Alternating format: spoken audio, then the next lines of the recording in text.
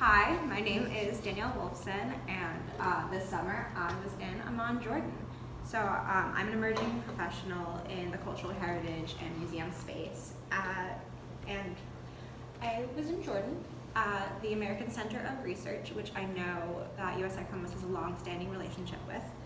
My background originates at Drexel University, where I created my own major in museum studies, and for that degree, I really sought out an education that would evaluate museums and cultural institutions as a whole, and see where there were pockets and places in which biases and values could really be changed to make them really take care of the communities that they serve, and that's the kind of work that I would like to do in the future. My research interests are really around art history, provenance research, object restitution, repatriation, and heritage and conflict.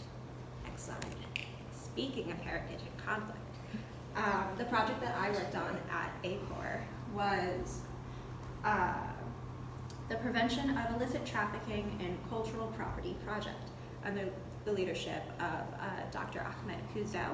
And so this project is funded by the American Embassy as well as the Jordanian Department of Antiquities. And the main goals of it are to combat the illegal acquisition and destruction of antiquities in Jordan and strengthen the national and international efforts to preserve and protect cultural heritage. In my role, I supported this initiative by basically drafting a training manual for the DOA that will be used to ensure that the project is sustainable once all the training programs conclude now. I also assisted in training programs. Basically, we trained local archaeologists and the staff at the DOA on the best practices to prevent objects from being trafficked. And alongside that work, I also did other things like creating training presentations, analyzing trainees' data from question responses, and preparing periodic and quarterly reports on the project. And when the project concludes, the overall aim is to make a central database, so all of the DOA's collection, along with the vast majority of archaeological objects in Jordan, being housed in a central database. And then alongside all of that research, I also had the pleasure of attending a conference, which was the International Conference on the History and Archaeology of Jordan. And it was hosted in Erbil, Jordan, which is north about 5 miles away from Syria. Which is very, that's an area I never thought I would be in the world.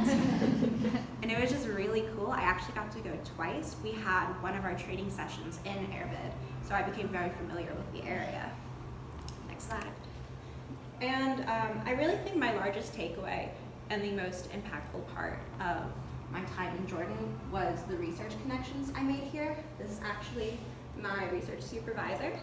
And ACOR is basically a center for international fellows, whether that be university professors, their own ACOR fellows, so graduate students, postdoctoral students, and just anyone in the cultural sphere to visit Jordan, have a place to stay while they do their research.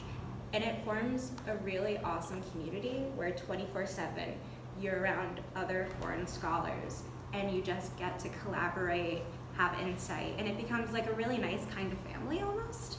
And it was just a really good experience getting that insight. And I mean, it's hard as an emerging professional in the cultural field to feel like you have contacts and feel like people really understand what you're doing.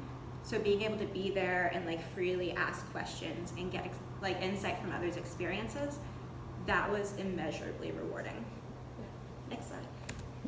Also, I got to go to really cool places because I was in Jordan. So we have, this is me with a cat that I found at Petra. So that is a Nabatean monastery. This is me at the Dead Sea.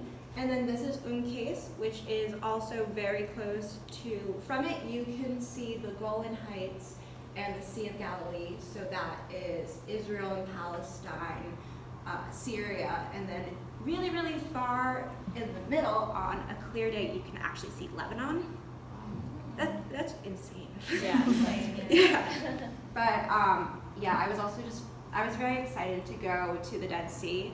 I'm Jewish, and since growing up, that has been the #1 destination I've always wanted to go to. So the fact that the IEP committee just so happened to place me in the location. Yeah, I like got to see the #1 destination I've always wanted to in my life, and just like cried like a baby. It was very rewarding. So last slide.